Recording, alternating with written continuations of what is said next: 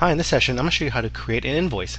And I'll say you are selling some items and you wanted to create an invoice for your customers, and you had situations where when you entered in the quantity of an item, you wanted to pick from a list of items that you had. Maybe you had a set amount of items, 10 to 20 different types, and when you selected that, the price would automatically come up, and when you enter in quantity, and it would automatically calculate that quantity and also calculate the total and whatever sales tax that you had and give you a grand total that you would give to your customer. And this would show up, and you can print it out. Eventually you can print it out into this type of form, in one page 8 by 11, 8.5 by 11 form, and give it to your customer. So let's go ahead and see how we can create that. Now, the key to creating these type of forms is before you do any of the formatting, do all the nice colors and font changes and formulas, is to set your text in the appropriate locations. So what I've done is basically I've just copied all of this and put it into another sheet, and it just doesn't have any formatting at all. And what this does is it gives you a space to place it where you want to place it before you do a lot of the fancy formatting, because once you do the formatting, you might go back and change the way that the text is, and you always want to put your text in the place where it's most appropriate before you do any formatting, because you'll find that once you do some formatting, you might think that the placement of the text is not in the correct location, and you have to adjust it and do formatting again. So it's always best to do your text placement before you do any formatting. So what we're going to do is, now since we just have our text here, we are going to format it. So this is just all plain text right now. There's no formulas or anything here. So what I'm going to do is, first we want to know how we can get that nice white background instead of having these grid lines. So what we do first is we want to select the areas where we want to provide that nice white background. So if we looked at our previous example here, pretty much the whole thing, that whole space, was all this nice white background. And so what we want to do is we want to change the grid line colors. So I'm going to select the area that this form is going to encompass and press Control 1 to bring up the format cells. And when the style doesn't really matter, I'm just going to stay with the default style.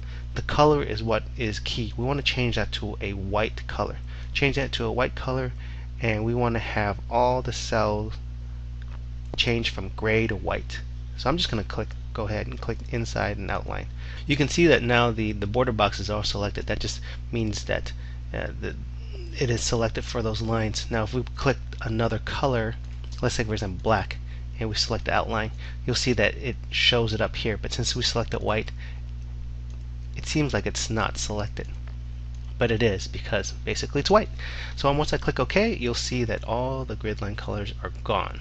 So now we can start to do some of the formatting that we wanted. So we can select here that invoice that was blue, and we can go under cell styles, or you can just paint it whatever color you want. I kind of like the cell styles here. I'm just going to give it the accent here. And what we notice also, since we had originally selected white for our border colors, the borders in between here have turned white. So I'm going to turn those off. I'm going to select that and go and press Control 1 to bring back the format cells.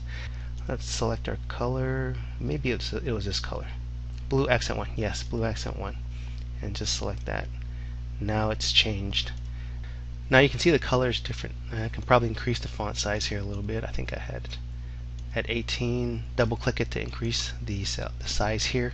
See how this is cut off here? I'll probably double click here to increase that size. So this part was all white, so I didn't have to worry about that.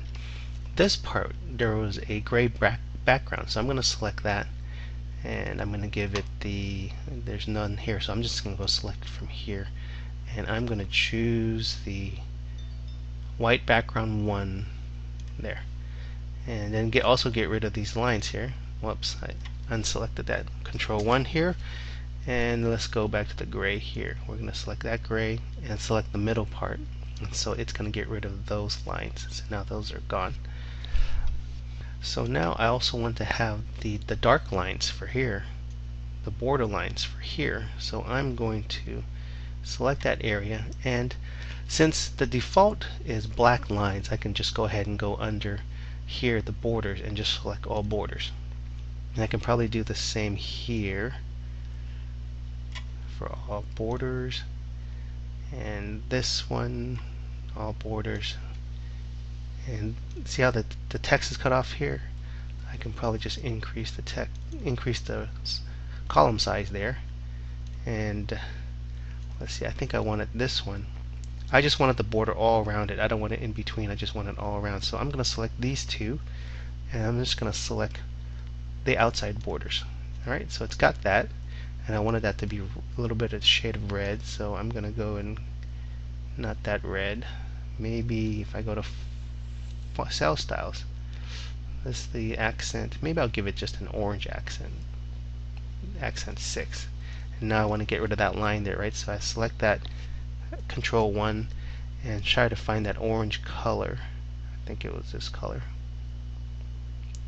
Orange accent 6, and then just tick that. Now that color shows up there, so that color should be, that border should blend in. And now this one I wanted to change that to red and also center it. So what I want to do is select my selection first, alright, and then I press Control 1.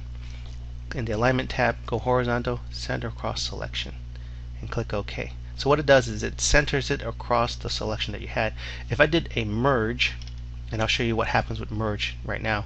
If I did a merge, what it's going to do, it's going to merge all these cells into one. So for example, in the previous, I had this all, you see this is all C, D, E, but you don't see the lines. You don't see the lines. But if you go here, you see, oops, if you go here, you see the lines right here, right? If I go over here, I'll still see the border here for each cell.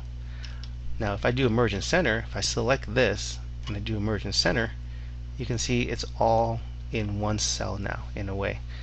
So that's what merge and center does, and that's the difference between centering across the selection. It just centers it across it, but keeps the cells intact, whereas merge and center merges all the cells together into one. So I'm going to go ahead and do the same here. Merge and center, merge and center. And now I have pretty much my format for it. And this invoice date, this is the way the Excel sees dates. It sees it as numbers, and between the period is, on the left of it is the days, and on the right of it is the seconds in a day. So for example, this number actually represents September 3rd, 2012. So what we want to do is probably just change that to a date format. Right? Here you can enter in the invoice number, whatever invoice number you like to provide. So all I want to do is also kind of copy the formatting here to these other cells here. So what I can actually do is I can just select this row and click on the format painter and just apply it here. And you can see it just copied all the formatting. So you don't have to keep going down each line to do the merge and center. It does it all for you. And I actually don't need this cell, this portion here, so I'm going to go ahead and take it off. I'm going to do Control 1, and I'm going to go back into the border here, go to white, and what I want to do is I want to get rid of I want to turn the borders in between white, and then the ones at the bottom, and also the ones to the right, that one, left, white. So if I click OK, pretty much it should have taken care of that. You can see now all those are really just white borderline cells. So where do I get that drop down? That drop down is going to come from a named range. So basically what it means is I would just select a range of cells and give it a name. So for example, I selected this cell and it has a prod name 1. Let's go ahead and show you how to do that. Let me just go and delete this name range first, and I'll go under the name manager and I'll just go ahead and delete prod name from there. Yes. Click close. There's a couple ways you can do it, but the easiest way you can probably create a name range is just select your range of cells, and up here you can go, I'm just going to type prod name. So now basically it has selected, this selection of cells is called prod name. So if I go back to the name manager and I select prod name, you can see that it refers to cell A2 to A10.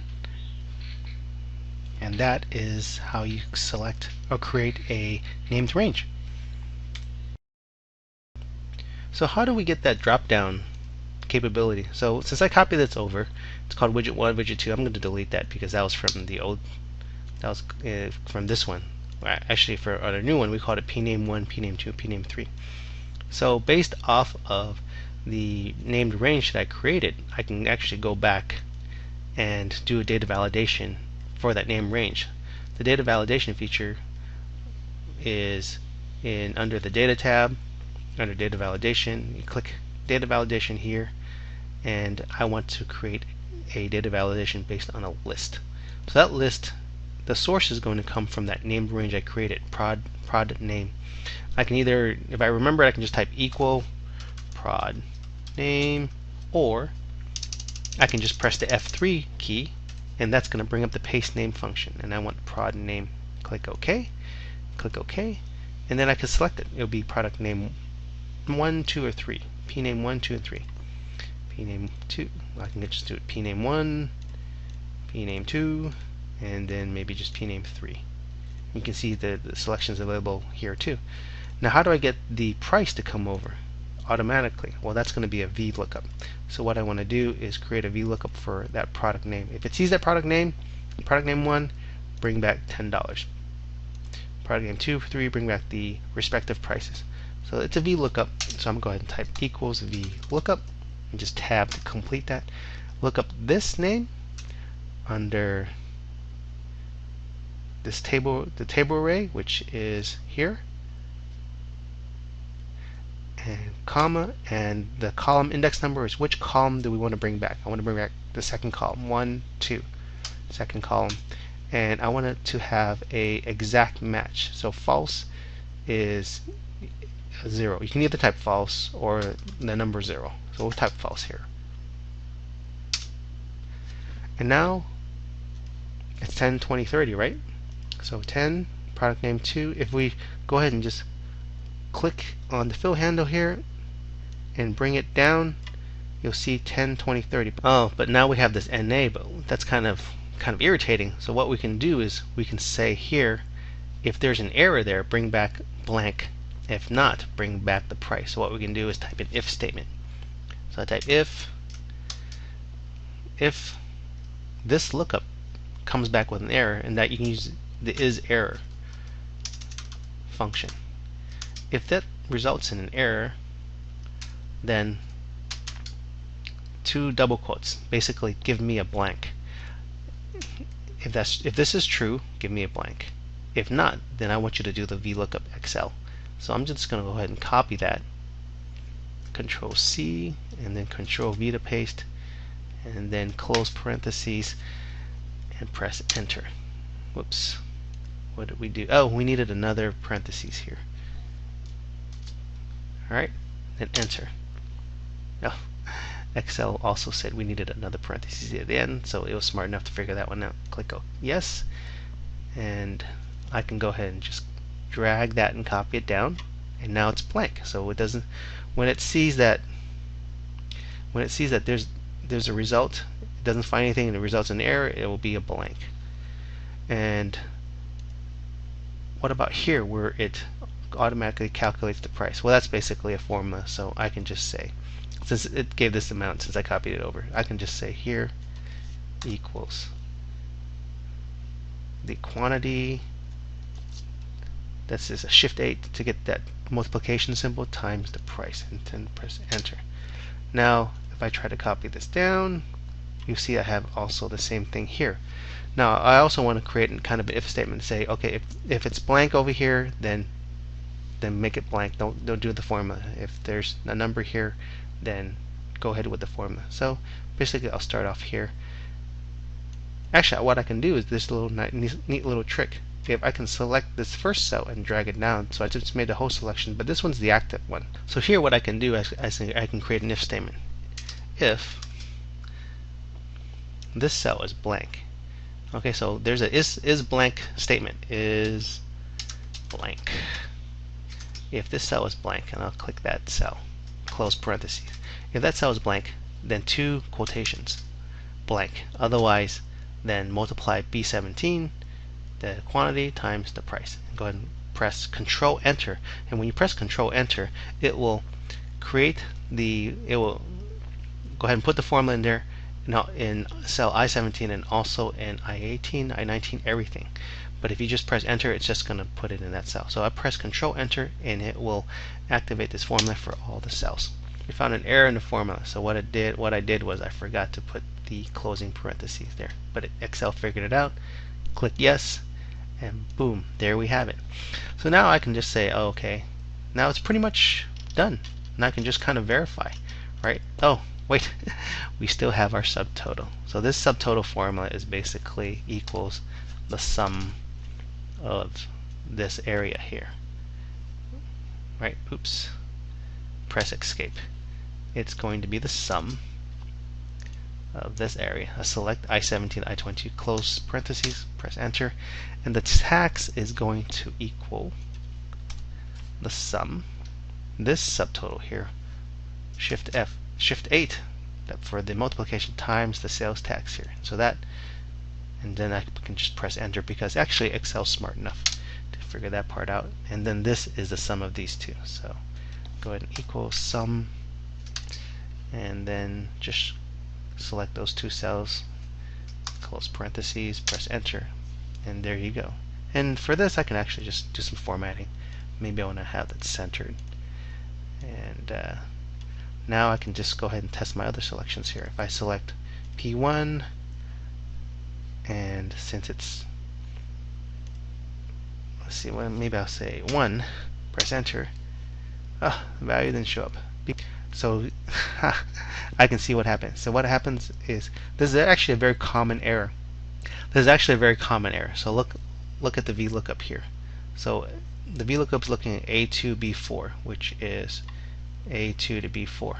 But when I copied it down here, it moved it up to A3, B5. So it went to A3, B5. So what happens is that when you copy it down, when you copy this formula down, the cells shift relative to the next cell. And this is very common in Excel. What you want to do is you want to make them a absolute cell reference. So when it copies down, it keeps A2 to B4 constantly instead of shifting at A2 to B5 and then maybe go A3 to B6. So what I need to do is when I click here, press the F4 keys that have the dollar signs in front of the letter and the number. You can see that. I want to have it for both instances.